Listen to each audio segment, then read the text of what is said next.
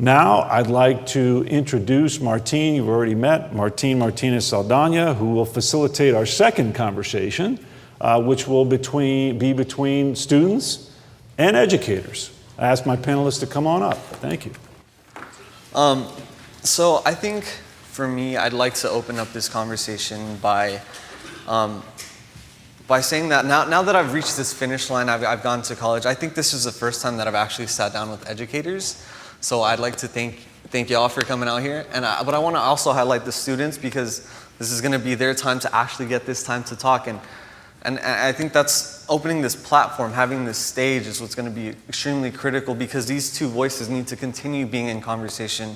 Because I think what this report does more than anything else is show that when these two voices do come together efficiently and effectively, there's actually going to be some change, some progress. And I think more than ever, or I think this is going to be the next step that needs to be taken, especially during the times that we're going now with this achievement gap. It's showing that it's substantial. The numbers are there, and it's time. I mean, we had that, if only 5 years, it would take 5 years to close this gap. So to have this conversation now rather than later, that's going to be what's going to end up closing this gap. So what I'm going to have everyone do is just quickly introduce themselves, and then we'll start the questioning. So do you want to go ahead and start? Hi, my name is Justin Thatch. I'm a senior at West Salem High School in Salem, Oregon, and I am also the communications coordinator for Oregon Student Voice. Yeah, perfect. Oh, sorry. I'm Megan. I'm a sophomore at Barnard College studying political science, and I'm the director of strategic planning for Student Voice. Hi, I am Sonja Brookins Santelises, and I'm the CEO of Baltimore City Public Schools. Hi, my name is Marvin, Pierre. I serve as the executive director of a nonprofit called 8 Million Stories. We're based in Houston, Texas. We work to disrupt the school-to-prison pipeline by working with previously incarcerated youth 16 to 18. My name is Joshua Martinez. I am a 4th grade teacher at Kipraesis Academy in East Los Angeles. Perfect. So I think I also want to go ahead and start by asking the two students their reactions about the report. And their initial reactions, their sentiments, and how they feel that they can continue this conversation with educators. I thought it was a great report. I agreed with pretty much everything that the report said. And I think what I appreciated the most was the fact that students were at the forefront, and it was the student experiences and their opinions that were driving the report. And it was the data that was both quantitative and qualitative that was backing up their experiences. Personally, having moved from New Jersey to Oregon just this past year, I noticed a really stark disparity in terms of the education systems that I experienced in these two places. And one of the things that really stood out to me within the research report was this statistic that 26% of all students had access to grade level materials. And I know that we covered that before, but I just want to let that sink in again. And maybe translate that to 74% of students didn't have access to these materials. That's almost 3/4. And so really thinking about the findings of this report and thinking about the regional disparities and socioeconomic disparities and all these different kinds of differences that we see in education systems around the nation, I really think that looking at the ways that we can close these gaps is really important. And so I'm excited to be here today to talk about that. Perfect. Okay. So this question goes out to our educators and then other, our members working with our youth. How do these findings impact the role that you're going to continue to have from here on forward? Or how do these findings continue to support the work that you're already commenced and are doing now? I feel extremely fortunate to be working at a school that has these things at the forefront of the student experience, and we gather a lot of information from what parents in the community needs, and so our kids just love being at school. And so we see this on a daily basis, that if you do have high expectations for kids and you do have challenging curriculum, kids love learning. And so to be a part of an organization and a part of a school that does that on a daily basis, it feels good. And so, I won the Fishman Prize through TNTP a couple years ago, and there was some guilt in that, because I was my success is so much of my success was built on the great work that was happening in kinder and first and second. And so I got the results of that great work. And so I see this on a daily basis, and it really is empowering for kids and their families. Thank you. So I think for me, what was wonderful about the report was it quantified and qualified what in some respect we should already know as educators, but somehow continue to find elusive, particularly when we get to levels and questions of scale. And so sitting across Baltimore City, so number one, I was thrilled when today came because now I could officially begin sending out the embargoed report to everybody. And so that was, already on the ride here, I was like, copying the examples, sending them to, this and this. But I do think, as some of the young people have said, it is about continuing to keep at the forefront what is the student experience. And what was interesting for me was the parallel between student experiences and teacher experiences, right? So young people not feeling like they had the relationships and the support and the resources, and hearing from teachers who also felt like they didn't have the relationships with folks who sit in central office like I do, and the supports. And I think what it really did for me as a systems leader was really put to the forefront that this question of scale really has to confront what are the systemic decisions that we make that create the conditions across schools, right? So decisions about, for example, curriculum, right? And we had to have a real hard conversation in Baltimore City with teachers, actually, as well as Central. One, at Central, we had to face up to the fact that we were not supporting frontline people in the field doing the work every day in a way that they felt that they could be successful, trying to create the kind of rigorous experiences that young people want. And so we had to make a decision to go with a curriculum that seemed more rigorous. At the same time, we had to hear, and I kept hearing from young people, particularly in Baltimore City, where like a lot of urban areas, the crucible, the public school system is the crucible of all of the historical challenges, all of the systemic racism, all of the lack of what I call compounded disinvestment, right? And so at some point, how do we make that explicit? And it was from young people living it, who are like, if you want this to be relevant to us, then we're gonna have to be more direct in what those connections are to the academic experience. So for me, I had a lot of things going on, but that beauty of having it be central and hearing young people talk about the fact that these things are living with them now means that it's the urgent work and it's the work we have to do, but it is a work of scale.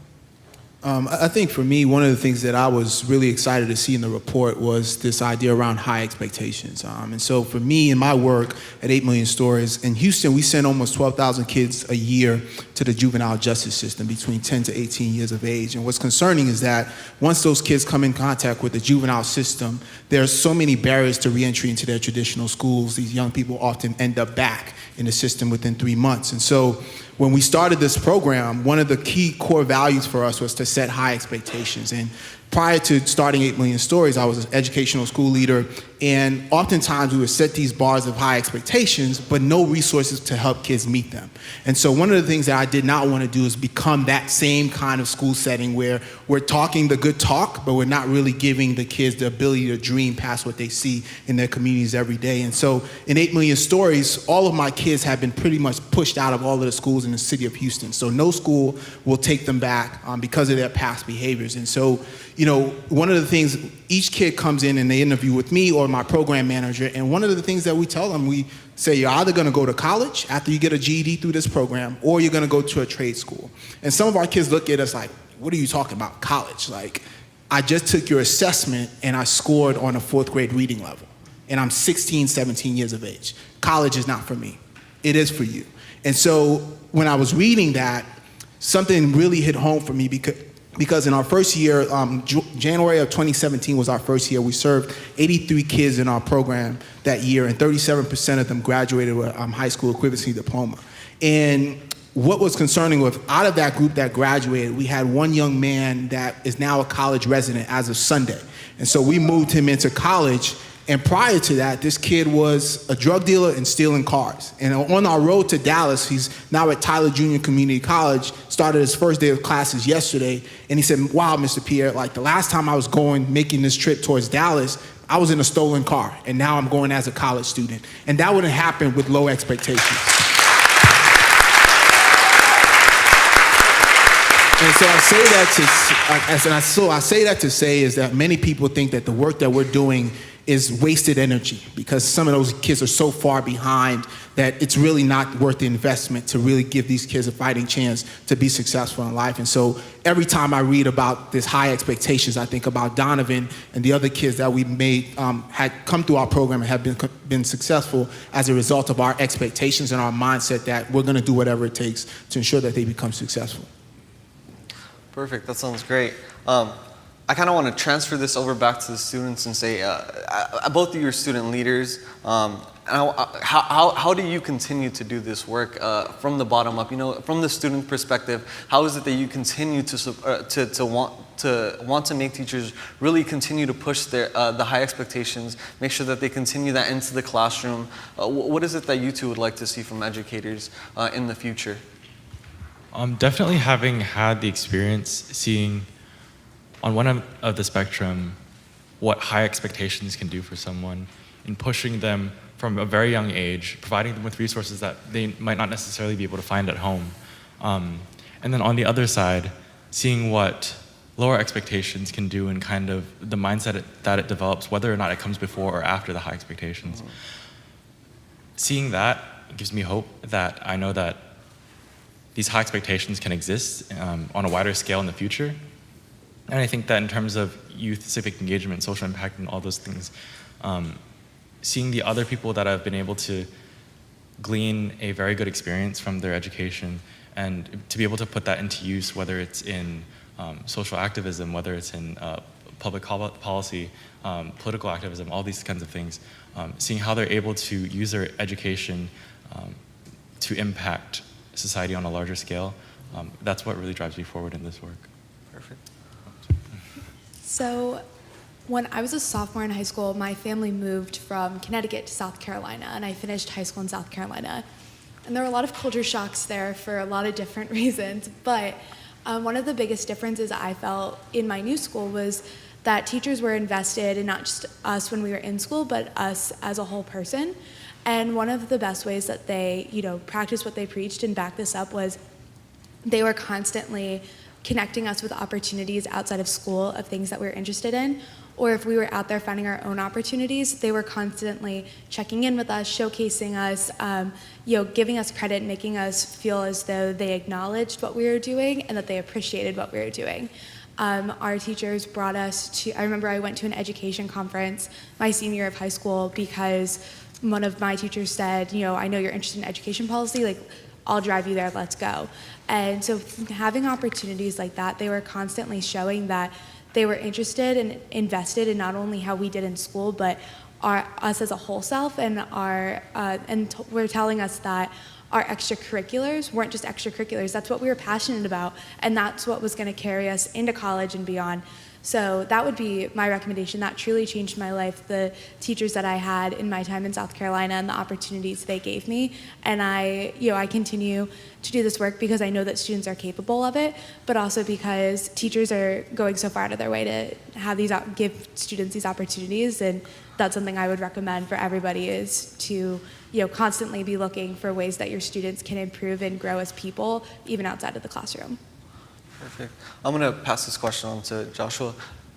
Do any of the findings in the report seem to shock you? And as an educator, you're in the classroom every day. Was there anything that you still read that was shocking nonetheless, outside of maybe your own classroom, but that you thought might have been commonplace? No, it wasn't shocking. I agreed with the student panel that it definitely was not shocking. I think that student voice is definitely something that has not been valued and listened to. And so the fact that TNTP did so much research on this I think is highly important. Because it gives it the backbone for it's not just students complaining in the classroom. Like, this is actual reality in the classroom. And so, yeah, there was not a whole lot of shocking information here. I mean, what it does for me as an educator is that it puts a lot of focus back on me on what am I going to do, with, like, how am I going to continue to value student voice in my classroom, and how am I going to get, for 9 and 10-year-olds, what does that look like for 9 and 10-year-olds? What does that look like for, 5 and 6-year-olds to value student voice? And so they feel like they have that capacity to speak up about the things that they need, and also when things get particularly challenging, right? So talking about curriculum and talking about deep levels of engagement and high expectations, like, those things are relatively tricky if students feel like they don't have the skills to be able to do those things, right? And school can become just hard, right? And so how do you balance both emotional resiliency to, like, do these tough tasks while also giving them the tools and skills that they need in order to be successful? I mean, not just for, the purpose of college, but just for life in general, living a good life. And so all of these things in the report are making me self-reflect on what am I going to continue to do to raise student capacity, right, for not only voice but also for resiliency. Perfect. I'm going to pass this one on to Dr. Santelises. You mentioned as a system leader, this report legitimizes a lot of the work that you've been doing already. How do you continue to push this forward with this report in mind into the Boston City's public schools? Or Baltimore, my apologies. That's okay, I was in Boston too. You get a pass. There was a whole lot, and so part of me is still unpacking. I will say, when Dan put the slide up about how we could eradicate what we have now come to call this gap, in 5 years was, again, not startling new information, but the positing of that in that way made it tangible and portable, right? So in 5 years, not 5 generations, not 5 decades, right? In 5 years, if we were to focus with a laser-like intensity on these 4 major resources, which, by the way, as somebody who has spent at least 70% of my time the last 2 years advocating for actual cash on the table in the unequal distribution of resources for young people, what was actually encouraging was that those 4 resources, while they are made easier with money, they don't all require money. And so if you look at some of, like, Vanessa Siddle Walker's work, like I said, that was my, like, book for the summer, right? The Education of Howard Tate, I think it is. What she describes what is an African-American community in the Deep South with a direct, violent, kind of hegemonic attack, but figured out how to give its young people the kind of nurture of high expectations, right? The actual access to as much of rigor as they could muster within that environment.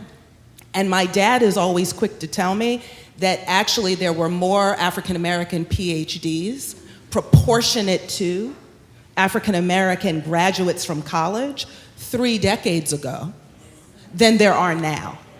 So this piece about what those 4 resources represent will not take me away from still going to the State House and saying you have systematically underinvested in communities of color for 4 generations, right?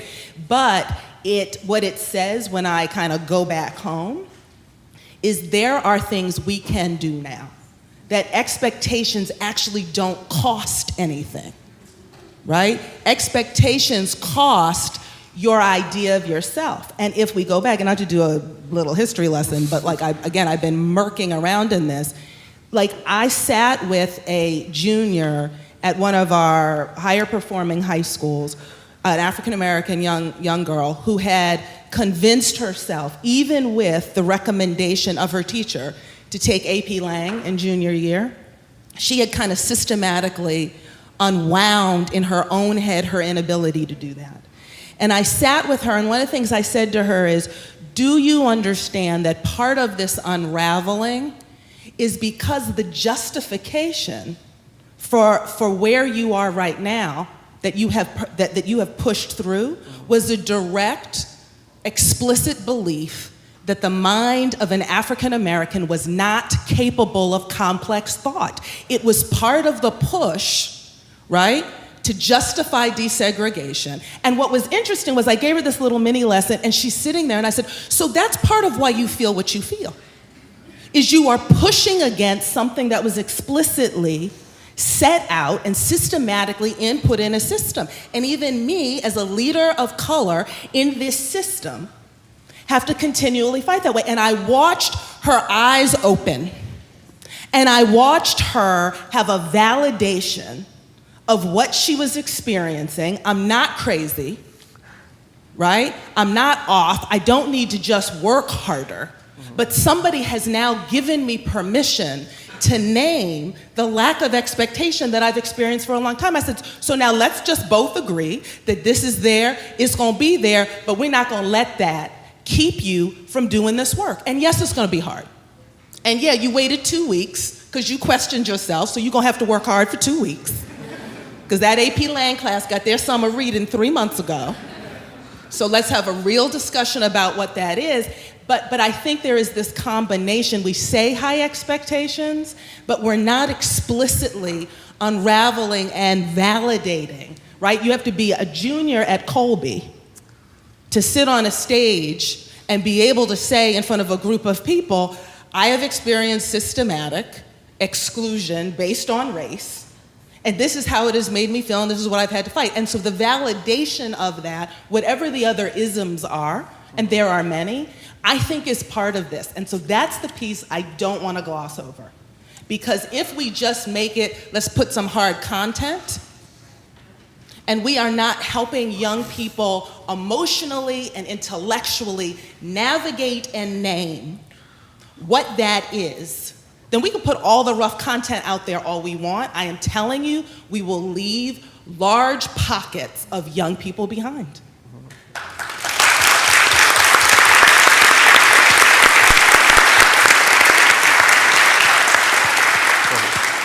For Megan, so we have here educators that truly believe in supporting students, but as a student who's trying to enact change, could you please tell us about a time where you had pushback, people not willing to help you, trying to elevate student voices in the work that you're trying to do? Yeah, could you just tell us about a time that you experienced that? There's so many. Also, I don't really want to follow that, but so I think one of the biggest problems is that there's very few institutional ways for student voices to be heard authentically.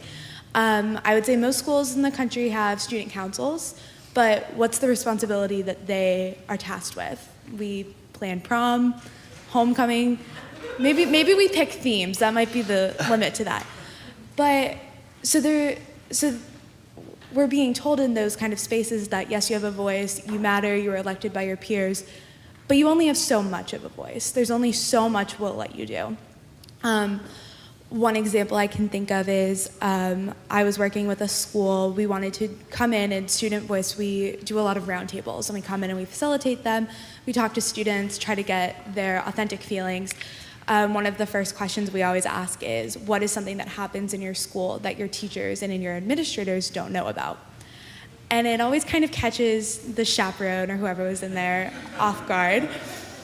And it's great because it's candid and it's authentic, and that's what student voice really looks like. And we were doing these for a while, and we did a national tour of these roundtables, and it got a little bit of buzz. And so then I joined the organization, and I tried to go to a school in South Carolina to do a roundtable, and they kind of knew what we were going to be doing. And they just said, oh, and they completely lied, and they said, that goes against our media policy. We can't have you guys come in here, take notes, record, whatever. I said, that's fine, we're not doing this for us. We don't need to have this on video. We don't need this for the future. We're doing this for the school, for the students. And we were not allowed access to the school. So I think that because of the lack of institutional means for students to give voices, there's a lot of pushback, and there's a limit to how much student voices actually matter. I think a lot of people, not necessarily the people in this room, of course, think that student voice is important, but only to the extent that it makes them look good. It's a great buzzword, but it's not always authentic. So Yeah, Justin, do you have anything you'd like to add to that?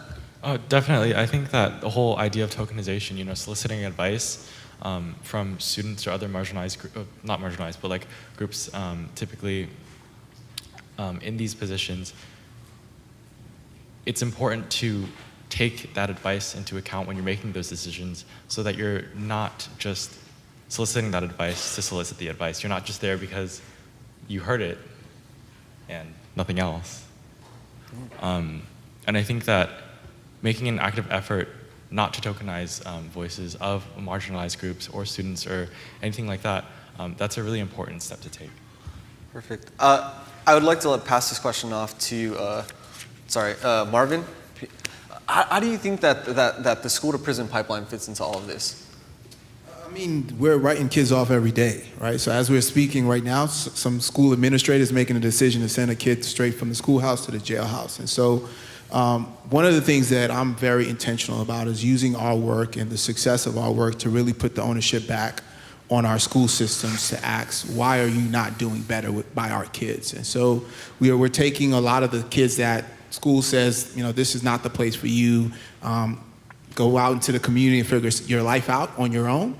And for us, we're intentional about that, having conversations not only with our school systems, but the juvenile system, right? And when a kid is incarcerated, what kind of educational support are they receiving so that they can have an opportunity to get back into a traditional setting and be successful? And so a lot of those conversations are starting to happen because we are having success with what many in the school district, quote, label as the toughest population to serve. And so because of that, I'm now really having difficult conversations and saying, okay, so I took your toughest kids and I got them through the program and they're successful. Now, why are we not curating more preventative measures to ensure that kids don't have to come to 8 Million Stories to get an education? They can actually get it right in their local community schools. And so we're in a position now that I hope this is something that can become a trend across the city, across the country, where we're becoming a diversion program. So instead of incarcerating young people for nonviolent offenses, we're sending them to a program like 8 Million Stories where they can get the services, whether it's behavioral, mental health issues,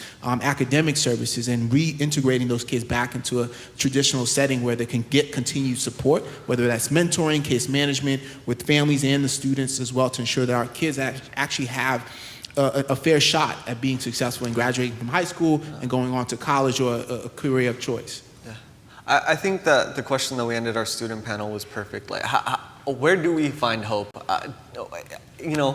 Where is it that you continue to find hope, especially as challenging information such as this report comes out? Where is it that hope lies? And then we can just go down the line. Yeah, that's important. So last year, when the schools across the country, student voice, led to walkouts, to protest gun violence, our students had a small activity at our school where we challenged them to walk out of school and to move around the school to talk about injustices. And it was amazing to give them the historical background of our community's fight, the Chicano blowouts of 1968. And what student voice led to, right? And that the reason why we're doing such hard academic work and requiring so much of you in this classroom is because people from our community fought for your rights to have an incredible education. And so that's why we're here, and that's why I believe so much in you, and that's why your families believe so much in you. So it's important that we continue to have this conversation with our kids and elevate their voices, but also that they understand where they come from, and the resources that our community has, and that they find empowerment in that. And then they start to see, some of my past students going to Ivy League colleges, right? So seeing the success of students who come from our communities doing these amazing things because they've believed in what we're doing in the classroom. Perfect. I think one of the things I'm excited about and hopeful about is one thing we're seeing locally in Houston is that not only are educators coming to the table, but we also have a lot of corporations coming to the table as well and having discussions around how can they bring resources and funding to help change the educational landscape in the city of Houston. And so that's really exciting because initially you often just see educators having this conversation and trying to problem solve some of these difficult issues, but we're now getting a lot of different stakeholders coming to the table to really figure out a way to solve this issue. So I'm really hopeful for that, and I think more is to come out of that. Perfect.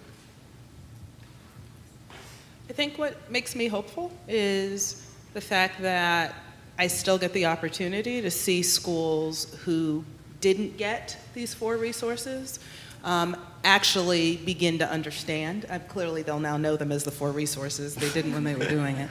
And I think the fact that there are examples of where adults can learn to do better on behalf of kids lets me know that it's possible. Great. I see a lot of hope in my generation, in Gen Z. I think you brought up all the activism after Parkland last year, and that really kind of made activism cool. And it was cool to go to the Women's March. It was cool to go to March for Our Lives, and so that was getting people out there. And I think too, social media has a lot of ugly parts to it, but I think one of the benefits that I've seen at least is, I've had an Instagram account since I was 12 and a Twitter since I was 13, and while that can definitely be dangerous, I think it's led to a more connected world, and it's led to our generation being more empathetic and understanding of other people who live in other places that maybe we wouldn't get to interact had we not had the tool of the internet and the connectivity that social media has brought. And those numbers are only going to go down. People are only going to start using social media at a younger age, which again can be very, very dangerous. But at the same time, maybe that'll help us build more coalitions, come together, and see each other as people, not just the differences that we have. I think I also see a lot of hope in young people and the potential for the future. But I also think that having recognized that teacher expectations are such a big part of this dialogue, stemming all of these self-perceptions of potential, right? What am I able to affect? What is my potential in order to, pick a social issue and then work towards fixing that? That all stems from the classroom. And those expectations that people had of you to begin with are the ones that you, as you grow up, you develop for yourself and adopt for yourself and are impressed upon you. And so having dialogues about what teachers should be expecting of their students and what students should be expecting of their educations, starting from a very young age, is something that will empower them in the future to be able to make this social impact. And I think that that's what I really have a lot of hope for. Perfect. I just want to conclude our panel by saying thank you to each and every one of you. Thank you for having this conversation in conjunction with students, and hopefully we can continue to do this. So if you'd all please join me for a round of applause.